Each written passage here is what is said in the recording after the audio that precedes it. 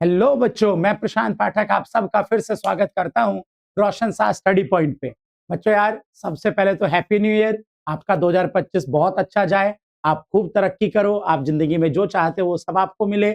और सबसे पहली बात, अगर आप 11th या 12th जिस भी क्लास में हो तो उसमें आप बहुत अच्छी परसेंटेज करो। मेरी तरफ से जो है आप लोगों के लिए शुभकामनाएं हैं। चलो, तो जैसा कि ये वीडियो क्लास 11th के लिए है और हमने सप्लाई कंप्लीट कर लिया था, और सप्लाई से पहले एक चैप्टर है उसमें हमारे पास प्रोड्यूसर इक्विलिब्रियम, उत्पादक संतुलन। तो हम इस चैप्टर की बात करने वाले हैं। चैप्टर बहुत छोटा है, लेकिन चैप्टर आपको 4 से 6 नंबर जरूर देगा। तो आओ जरा समझो कि उत्पादक संतुलन किसे कहते हैं।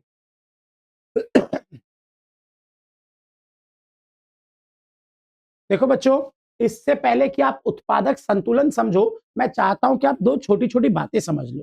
जैसे एक तो आप समझ लो उत्पादक कौन होता है। बहुत सिंपल सी चीज है। उत्पादक, प्रोड्यूसर, जिसका क्या काम है, जो कच्चे माल को तैयार माल में बदलता है। सपोज मैं आटा ले आया खरीद के, मैं जो है आलू ले आया खरीद के, और अब मैं उस आटे और आलू की मदद से समोसे बना रहा हूँ। ठीक है, तो ये क्या है, मैं कौन हूं। ये जो काम है ये है उत्पादन, और मैं करने वाला व्यक्ति मैं कौन हूं, मैं हूं उत्पादक, प्रोड्यूसर। ठीक है ना। तो सबको पता होना चाहिए पहली बात कि उत्पादक कौन होता है, जो कच्चे माल को कन्वर्ट करता है तैयार माल में। ठीक है। अब बच्चों, अगर आपको उत्पादक संतुलन समझना है, प्रोड्यूसर इक्विलिब्रियम समझना है, तो सबसे पहले आपको ये वर्ड समझना होगा कि लाभ किसे कहते हैं। देखो, ज्यादा कुछ है नहीं लाभ में समझने के लिए। जैसा कि मैंने आपको बताया कि मैं समोसे बना रहा था, समोसे बन गए। समोसे बनने की कॉस्ट आई 7 रुपए। 7 रुपए का एक समोसा हमने बनाया, तो ये समोसे की कॉस्ट है, लागत है। और बाजार में उस समोसे को बेच देते हैं हम 10 रुपए में। तो ये जो 10 रुपए है वो है इस समोसे को बेच के मिलने वाला रेवेन्यू।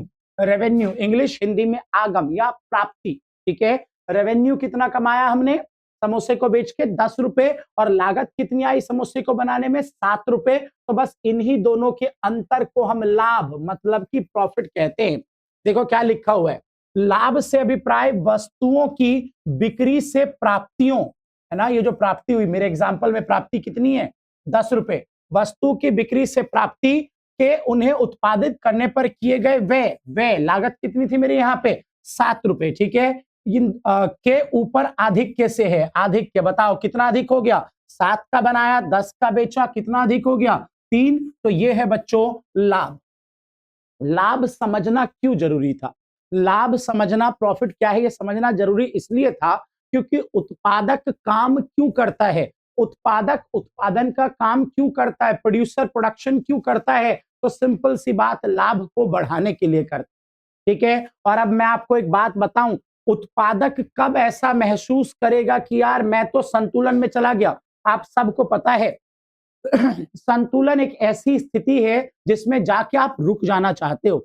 अभी वीडियो बनाने के लिए मैंने रोशन को कॉल किया।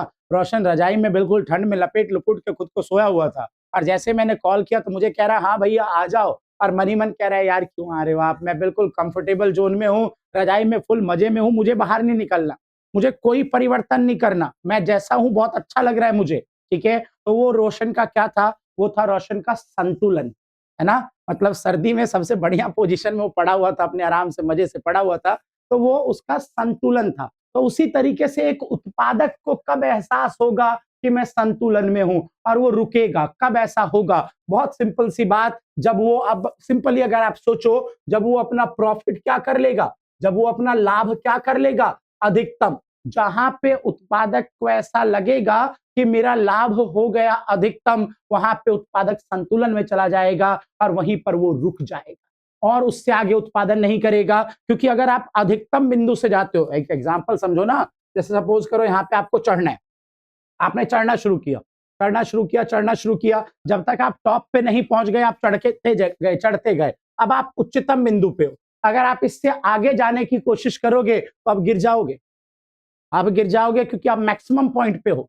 तो सेम वही बात यहाँ पे होती है कि एक उत्पादक को क्या चाहिए, लाभ चाहिए, प्रॉफिट चाहिए, और जहां पे उसका प्रॉफिट क्या हो जाएगा, अधिकतम, मैक्सिमम हो जाएगा, उसको लगेगा यार इससे ज्यादा नहीं कमा सकता मैं इस बिजनेस में। ठीक है, इस चीज का उत्पादन करके वहीं पे वो रुक जाएगा, और जैसे ही वो रुकेगा हम कहेंगे मुबारक हो उत्पादक भैया, आप संतुलन में चले गए हो, चले गए संतुलन में। चलो देखो क्या है, संतुलन से अभिप्राय विश्राम की अवस्था से है। विश्राम समझते हो ना, रुक जाना है ना, रेस्ट, रेस्ट की सिचुएशन है, ठीक है। होती है जब किसी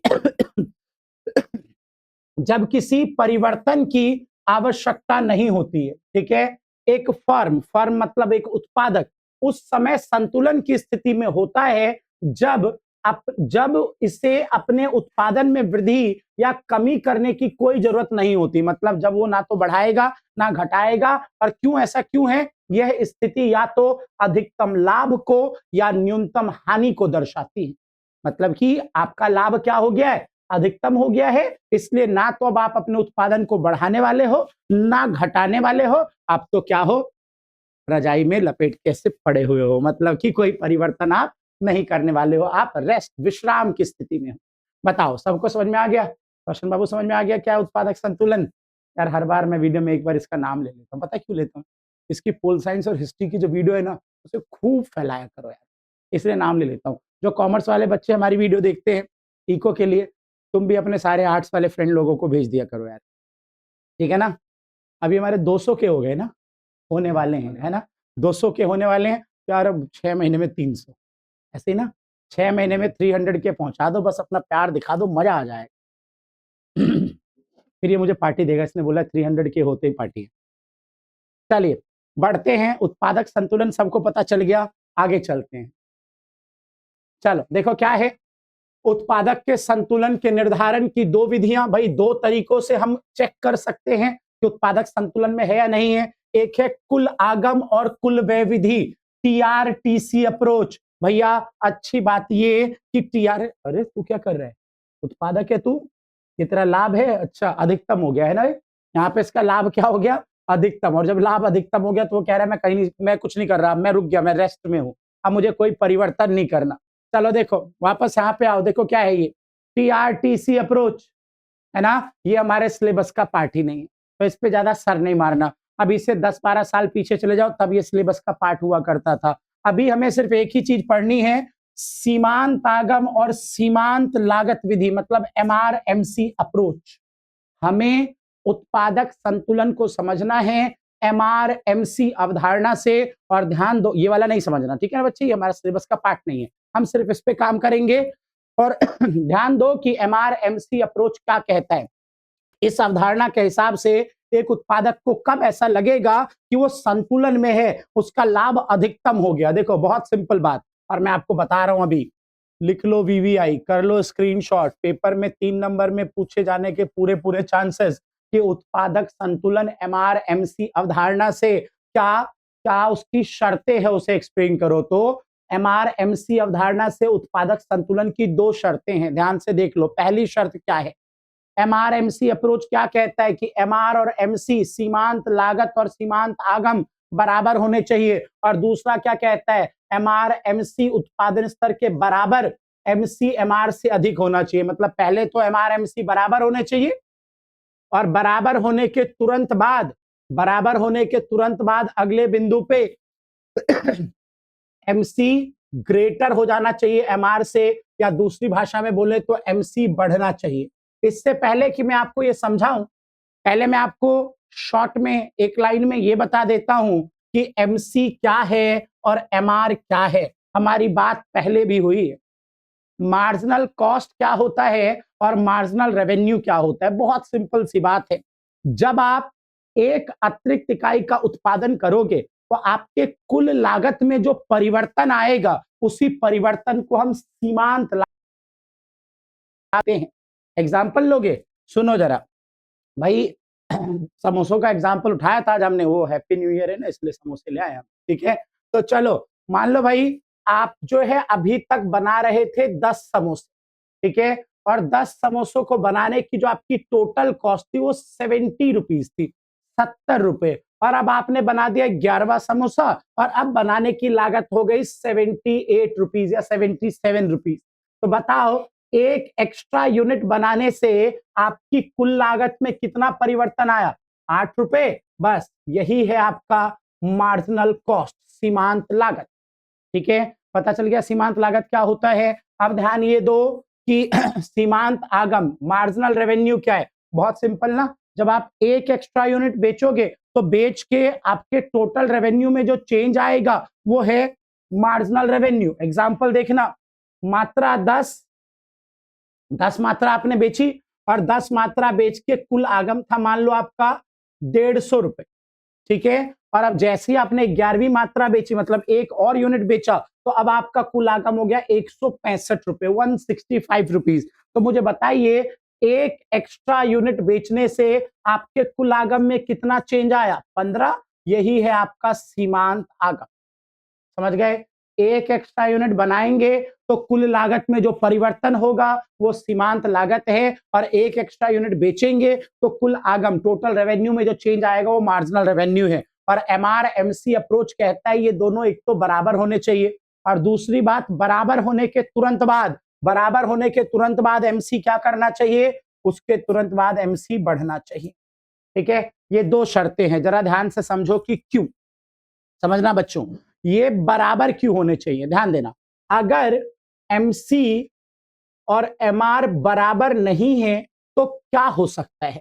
तो हो ये सकता है कि या तो MR बड़ा होगा MC से, या ये हो सकता है कि MR छोटा होगा MC से। बच्चों अगर MR बड़ा है MC से, मतलब कि लागत से ज्यादा आपको आगम मिल रहा है, जितने का आपने बनाया उससे ज्यादा का बिक रहा है, तो आप बताइए कि क्या अभी भी प्रॉफिट है या प्रॉफिट खत्म हो गया?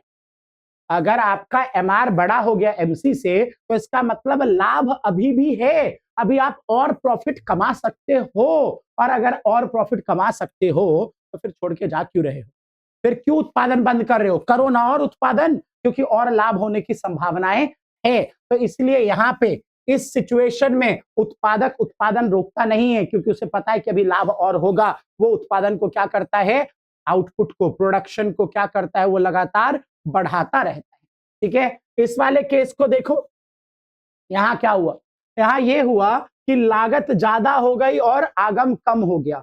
कॉस्ट ज्यादा आ रही है और रेवेन्यू क्या हो गया? कम हो गया। तो इस केस में क्या होने वाला है बच्चों? इस केस में हमें लॉस होने वाला है, नुकसान होने वाला है, क्योंकि लागत ज्यादा आगम कम। तो यहाँ पे हम क्या करेंगे? यहाँ पे हम अपने आउटपुट को, उत्पादन को घटाना शुरू करेंगे। देखो बच्चों, अगर MR बड़ा है MC से तो हम बढ़ाएंगे और बनाएंगे, और MR छोटा है MC से तो हम घटाएंगे, क्योंकि नुकसान हो रहा है। तो यहाँ पे आगे जा रहे हैं, यहाँ पे पीछे जा रहे हैं, तो रेस्ट कहाँ है? रुके हुए कहाँ हैं हम? रुकेंगे तब जब MR और MC क्या होगा? बराबर होगा। समझ गए मेरी बात? दोनों इक्वल तो हम रुक जाएंगे, वो बात यहाँ पर लिखी हुई। समझ गए मेरी बात? आओ पढ़ते हैं, देखो क्या है।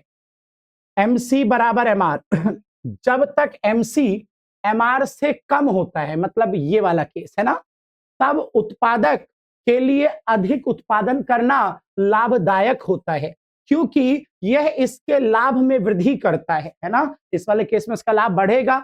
वह अधिक उत्पादन करना केवल तभी बंद करता है जब MC और MR दोनों एक दूसरे के क्या हो जाते हैं? बराबर हो जाते हैं। समझ गए? अच्छा इसमें ये वाली बात भी आप समझ गए ना, कि अगर कभी MR छोटा हो गया और MC बड़ा हो गया तो क्या है? तो वो उत्पादन घटाना शुरू कर देगा, क्योंकि ये लॉस वाली सिचुएशन है। ठीक है, बड़े वाली बात यहाँ पे भी लिख दी, और साथ में आप अपने नोट्स में जब बनाओगे कॉपी पे, तो ये बात पे लिख लेना कि अगर MR छोटा है MC से तो हमें हानि होनी शुरू हो गई है, हम उत्पादन को घटाएंगे, रुकेंगे अभी भी नहीं, अब घटा रहे हैं। ठीक है, तो रुकेंगे कहाँ पे? सिर्फ जब MR और MC क्या होगा? बराबर होगा। बोलो ठीक हो? आगे बढ़ो, आगे देखो याद रखना, सिर्फ बराबर होने से कुछ नहीं होता। MR और MC के सिर्फ बराबर होने से कुछ नहीं होता, बराबर होने के तुरंत बाद, बराबर होने के तुरंत अगले यूनिट पे MC बड़ा होना चाहिए MR से, अगले यूनिट पे। या फिर इसको ऐसे बोल दो कि MC बढ़ना चाहिए।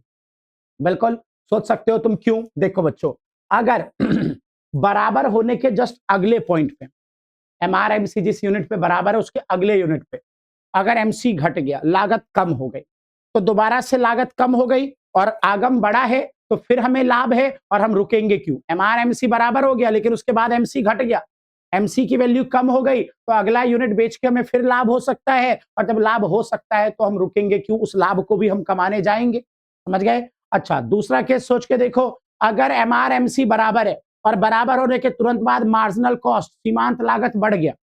अगर लागत बढ़ गई तो अब अगला यूनिट आपको नुकसान देने वाला है, तो बताओ क्या जानबूझ के खाई में कूदोगे? नहीं कूदोगे ना। जब आप अपने टॉप पॉइंट पे चले गए, एमआरएमसी बराबर हो गया, आपका प्रॉफिट मैक्सिमम है, और उसके बाद अगले यूनिट में आपने देखा अरे मार्जिनल कॉस्ट बनाने की लागत बढ़ रही है, तो अगला यूनिट बेच के तो नुकसान होने वाला है, तो वो नुकसान कोई लेगा क्या? नहीं लेगा ना। तो इसलिए आपको ध्यान रखना है कि सिर्फ एमआरएमसी बराबर नहीं होना चाहिए, बराबर होने के तुरंत बाद एमसी को बढ़ना भी पड़ेगा। ठीक है, आओ देखो क्या लिखा है।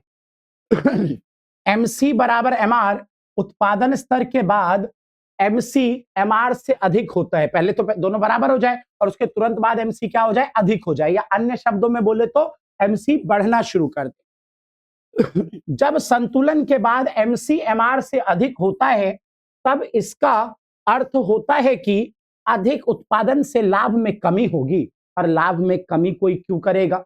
वो तो अपने लाभ को अधिकतम कर चुका है पिछली इकाई पे ही, तो लाभ में वो कमी क्यों करेगा? वो वहीं पे रुक जाएगा। तो भैया ये बहुत बहुत बहुत इंपॉर्टेंट है। फिर से बोल रहा हूं, स्क्रीनशॉट कर लो, 3 नंबर का आपके एग्जाम में आने की संभावनाएं हैं। कर लीजिए स्क्रीनशॉट। बच्चों यार, इसके बाद हमारा माइक्रो का एक और चैप्टर बचेगा, उसे कंप्लीट करने के बाद स्टैटिक्स के 2-3 चैप्टर बच जाएंगे, उसे पूरा करेंगे। मैं कमेंट पढ़ रहा था, कुछ बच्चे स्टैटिक्स कुछ माइक्रो कह रहे थे, तो पहले हमने सोचा पहले माइक्रो खत्म कर लेते हैं। एक चैप्टर और है ना रोशन, ऐसा ही करे ना, उसे पूरा कर लेते हैं और उसके बाद हम क्या करेंगे, स्टैटिक्स की वीडियो लेके आ जाएंगे फटाफट खत्म। फिर कुछ बच्चे कह रहे थे वो इंपॉर्टेंट क्वेश्चन दे दो, इतनी जल्दी इंपॉर्टेंट क्वेश्चन? पहले पूरा सिलेबस तो पढ़ लो यार, ठीक है, उसके बाद इंपॉर्टेंट क्वेश्चन की वीडियो भी आपके लिए ले आएंगे। चलो आगे देखो क्या है, आगे है उत्पादक का संतुलन जब कीमत एक समान रहता है। बच्चों देखो, आपको एक चीज पता होनी चाहिए कि बाजार के 2 रूप होते हैं, एक होता है पूर्ण प्रतियोगिता बाजार, परफेक्ट कंपटीशन मार्केट, और एक होता है अपूर्ण प्रतियोगिता बाजार, इम्परफेक्ट कंपटीशन मार्केट। और हम उत्पादक संतुलन दोनों में पढ़ेंगे, पहले पूर्ण में पढ़ेंगे परफेक्ट कंपटीशन, फिर अपूर्ण में पढ़ेंगे। ठीक है, अगर आप पूर्ण प्रतियोगिता में उत्पादक संतुलन पढ़ने गए हो, तो सबसे पहले आपको पूर्ण प्रतियोगिता की एक खास बात पता होनी चाहिए। वो खास बात अपने दिमाग में बिठा लो। पूर्ण प्रतियोगिता बाजार के अंदर एक खास बात होती है कि इस बाजार में जो कीमत है वो क्या होता है? वो एक समान रहता है। ये बात आपको पता होनी चाहिए। जब कीमत एक समान रहती है तो आप समझ जाइए वो कौन सा बाजार है? पूर्ण प्रतियोगिता बाजार। तो इस वाले में हम उत्पादक संतुलन अभी देखेंगे।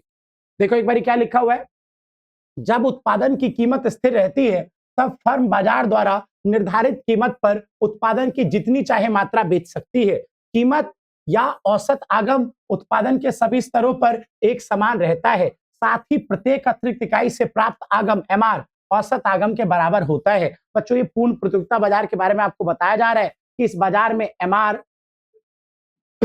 एआर के बराबर होता है। और आप सबको पीछे रेवेन्यू के चैप्टर में मैं बता चुका हूं कि एआर का ही दूसरा नाम प्राइस भी है, एआर को ही हम कीमत भी बोलते हैं। मतलब इस बाजार की खास बात कि यहाँ पे कीमत क्या रहने वाला है? स्थिर रहने वाला है। आओ देखो, ये रहा आपका बाजार, और कौन सा बाजार? पूर्ण प्रतियोगिता बाजार। कौन सा बाजार? पूर्ण प्रतियोगिता, परफेक्ट कंपटीशन। खास बात क्या है? खास बात ये है कि आप देखो, खास बात ये है, इस बाजार में कीमत हर जगह क्या लेंगे हम? स्थिर लेंगे। ये एक ऐसा बाजार जहां पे हर जगह कीमत क्या होगी? स्थिर होगी। और इस बाजार में हम समझने जा रहे हैं किसको? उत्पादक संतुलन को। सबसे पहले देखो बच्चों, हमने मात्रा लिया 1 से 6 तक, और हमने फिर कीमत ले ली, कीमत प्राइस हर जगह स्थिर 12 12 12 12। आप सबको पता है टी आर बराबर पी इंटू क्यू होता है। जब पी का गुना क्यू से करोगे तो टी आर मिलेगा। टोटल रेवेन्यू, बेच के जो पैसा मिला वो हमने निकाल लिया। ये देखो 1 इंटू 12 12, ऐसे करके मल्टीप्लाई करके 2 इंटू 12 24, ही हमने टी आर निकाल लिया। अभी पीछे मैं आपको बोल रहा था बेटा कि टी आर के चेंज को ही हम एम आर बोलते हैं, तो हमने टी आर का चेंज, ये फॉर्मूला होता है बच्चे, T R N minus T R N minus 1, इस तरीके से एम आर मिलता है। तो हमने टी आर के चेंज से एम आर निकाल लिया। इसका टी आर, इसका चेंज 12, फिर अगले का भी चेंज 12 12, ये हमने निकाल दिया एम आर। बोलो ठीक हो? ठीक है। उसके बाद टोटल कॉस्ट हमने अपनी तरफ से कुल लागत लिख दिया। टोटल कॉस्ट, कॉस्ट के चैप्टर में हमने बताया था कि टोटल कॉस्ट क्या होता है, कैसे होता है। और टोटल कॉस्ट के चेंज को हम मार्जिनल कॉस्ट बोलते हैं। एमसी हम निकालते कैसे हैं?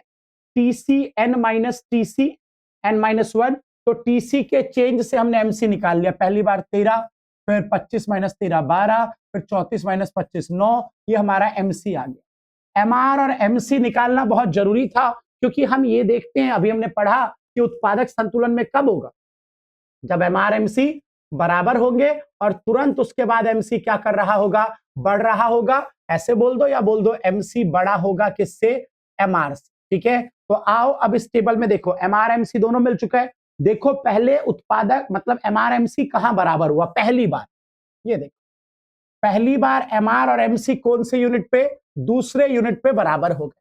लेकिन जब ये दोनों बराबर हुए तो क्या सिर्फ इतना ही बहुत है, क्या दोनों का बराबर होना ही बहुत है, नहीं। बराबर होने के तुरंत बाद हमें देखना होगा कि क्या एमसी बढ़ रहा है। आप देखो एमआर एमसी बराबर हो गए, लेकिन उसके बाद एमसी क्या कर रहे हैं बच्चों, एमसी घट रहा है, तो ये दूसरे यूनिट पे उत्पादक संतुलन नहीं है, इस पर उत्पादक संतुलन में नहीं है।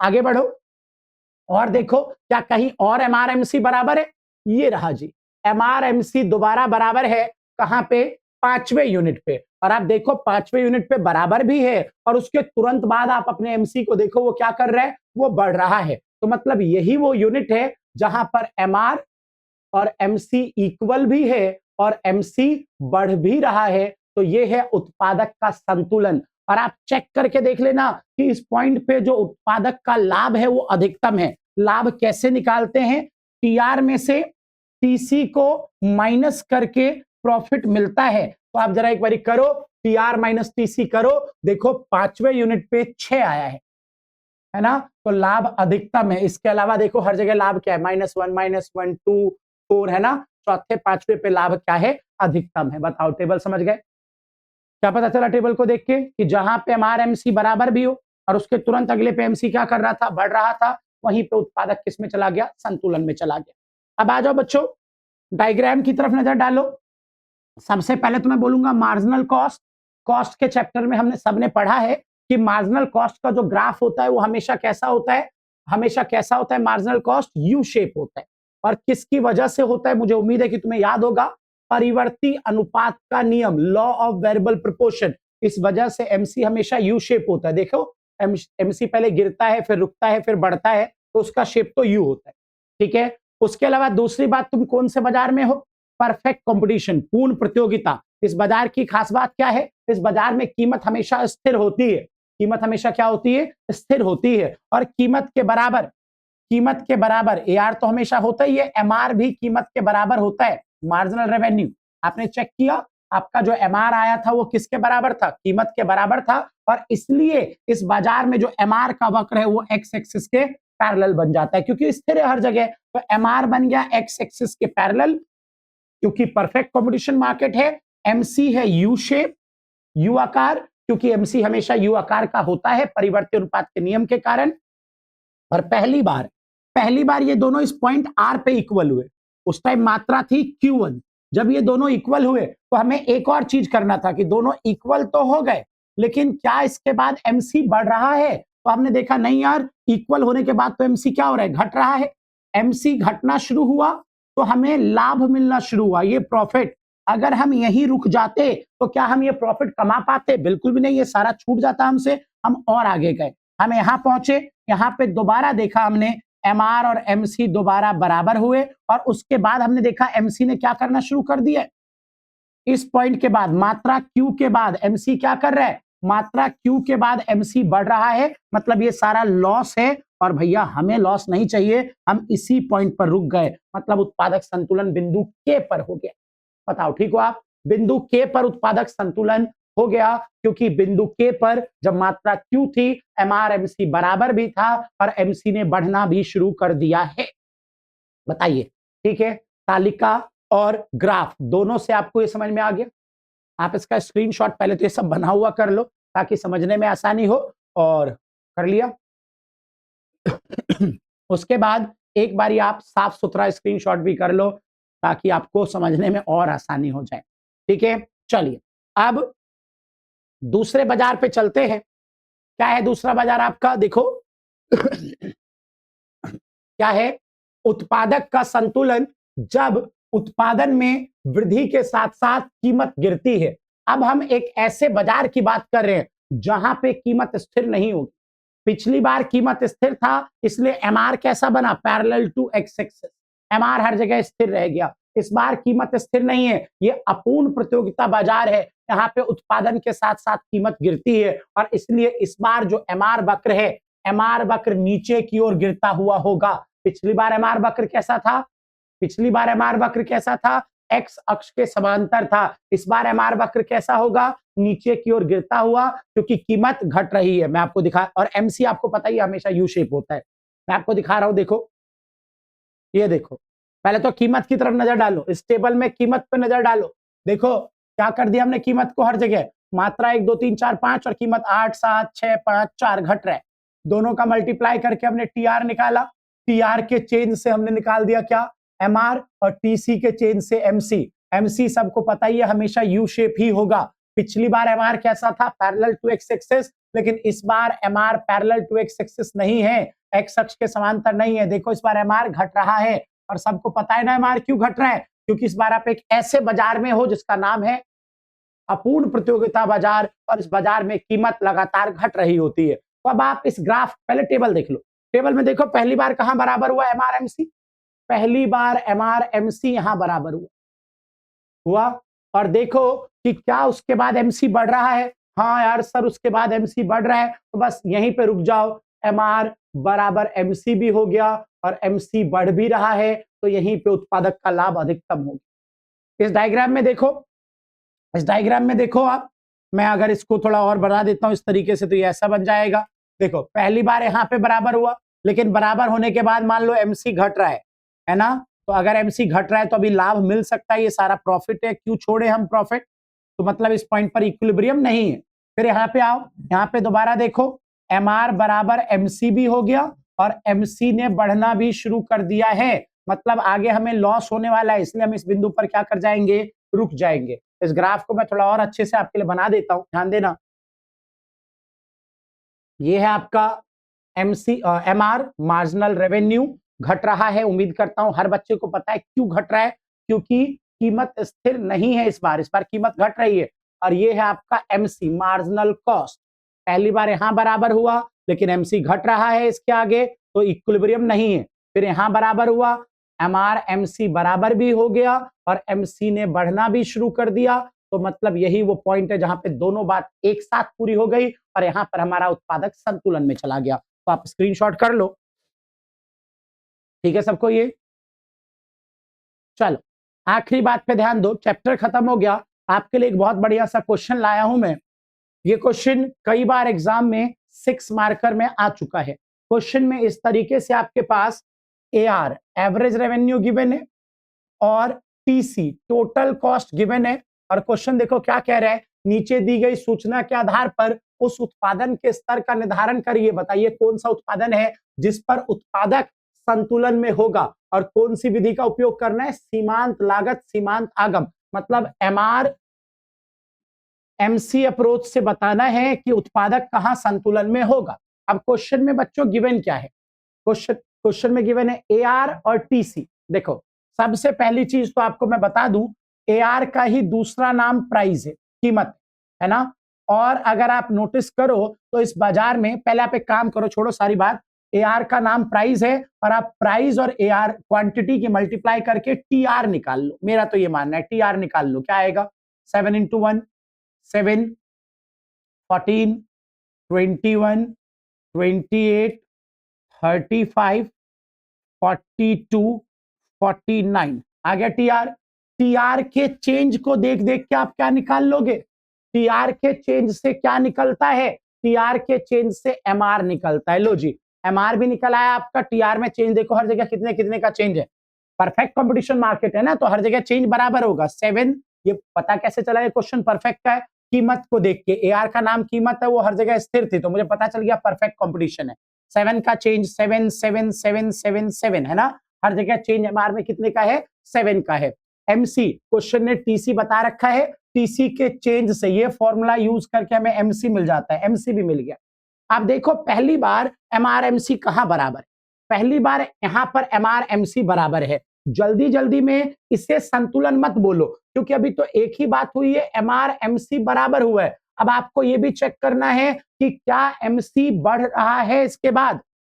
हमने देखा अरे ये क्या हुआ, इसके बाद तो एमसी बढ़ नहीं रहा, इसके बाद तो एमसी रुका हुआ है, ठीक है, मतलब कि यहां पर संतुलन नहीं है। एक बात पूरी हो पाई, दूसरी बात पूरी नहीं हो पाई। और आगे जाओ, देखो यहां पे भी हमारा एमसी बराबर है, क्या इसके बाद एमसी बढ़ रहा है? नहीं, इसके बाद भी एमसी नहीं बढ़ रहा, तो यहां भी उत्पादक संतुलन नहीं है। और आगे जाओ, देखो यहां दोबारा एमआर एमसी बराबर है, और उसके बाद देखो एक तो एमआर एमसी बराबर भी हो गया, और उसके तुरंत बाद देखो एमसी क्या कर रहा है, उसके तुरंत बाद एमसी बढ़ भी रहा है। रुक जाओ, यही वो बिंदु है, छठा यूनिट, यही वो छठा यूनिट है जहां पर एमआर एमसी बराबर है और लाभ और एमसी बढ़ भी रहा है, मतलब इसी बिंदु पर उत्पादक का लाभ क्या होगा, उत्पादक का लाभ अधिकतम हो जाएगा। ठीक है, इस बात को समझ चुके हो आप। इसको लिखोगे कैसे, 6 नंबर मिलेंगे जब ये टेबल इस तरीके से आप बना दोगे। और उसके अलावा देखो, आप बताओगे कि उत्पादक उत्पादन की छठी इकाई पर संतुलन प्राप्त करता है। ऐसा इसलिए होता है क्योंकि यह उत्पादन का स्तर उत्पादक के संतुलन की दोनों शर्तों को संतुष्ट कर रहा है। मतलब इस बिंदु पे एमसी और एमआर बराबर भी है, और बराबर होने के